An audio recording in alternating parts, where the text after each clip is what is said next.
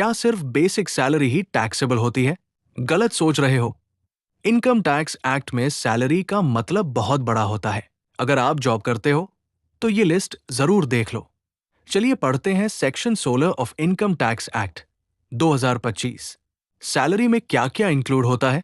Number 1, wages, basic पे। जो regular monthly payment मिलता है वही सैलरी इनकम होता है। एग्जाम्पल, राहुल को 30,000 रुपए पर मंथ बेसिक सैलरी मिलती है। ये पूरी सैलरी इनकम होगी। नंबर 2, एन्युइटी और पेंशन।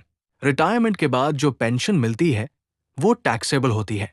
एग्जाम्पल, शर्मा जी को 25,000 रुपए पर मंथ पेंशन मिलती है। ये सैलरी इनकम के अंडर टैक्सेबल है। Number 3, gratuity. सर्विस पूरी होने पर मिलने वाली lump sum amount.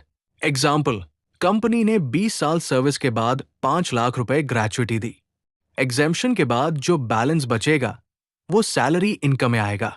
Number 4, fees या कमीशन। टारगेट अचीव करने पर मिलने वाला कमीशन भी सैलरी में इंक्लूड होता है। एग्जाम्पल, सेल्स मैनेजर को 50,000 रुपए कमीशन मिला। ये सैलरी इनकम में ऐड होगा। Number 5, perquisites, perks. सैलरी के अलावा मिलने वाले बेनिफिट्स जैसे company car, free accommodation, interest free loan, free electricity. इनका टैक्सेबल वैल्यू कैलकुलेट करके सैलरी में ऐड किया जाता है। Number 6, profits in lieu of salary. Salary के बदले या एक्स्ट्रा मिलने वाली अमाउंट। एग्जाम्पल, जॉब छोड़ते समय 3 लाख रुपए कॉम्पेंसेशन मिला। ये सैलरी इनकम माना जाएगा। Number 7, advance salary. अगर सैलरी पहले ही मिल जाए तो जिस साल रिसीव हुई है उसी साल टैक्सेबल होगी। एग्जाम्पल, मार्च की सैलरी फरवरी में मिल गई तो फरवरी वाले फाइनेंशियल ईयर में टैक्सेबल होगी। Number 8, leave encashment. यूज न की हुई लीव के बदले मिलने वाला पैसा रूल्स के अनुसार टैक्सेबल हो सकता है। एग्जाम्पल, 20 दिन की लीव एनकैश की और 40,000 रुपए मिले।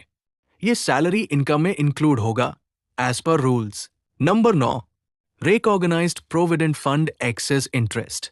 प्रिस्क्राइब्ड लिमिट से ज्यादा इंटरेस्ट मिले तो वो सैलरी में ऐड होता है। Number 10, transferred balance of recognised provident fund. Transfer का टैक्सेबल पार्ट सैलरी इनकम में इंक्लूड होता है। Number 11, employer contribution to pension scheme section 124। Prescribed limit से ज्यादा कॉन्ट्रीब्यूशन सैलरी में इंक्लूड होगा। Number 12, Agniveer corpus fund contribution section 125। Government contribution rules के अनुसार सैलरी में इंक्लूड होता है। अब एक क्विक प्रैक्टिकल एग्जाम्पल देखते हैं।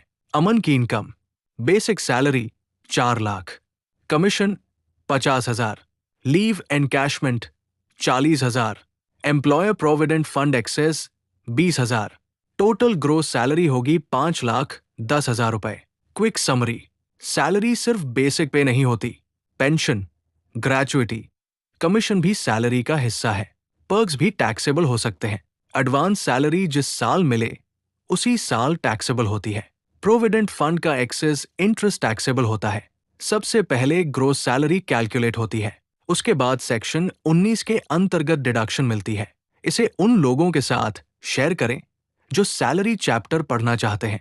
फॉलो और सब्सक्राइब करना न भूलें। इसके बाद हम सैलरी का नेक्स्ट सेक्शन 17 डिस्कस करेंगे।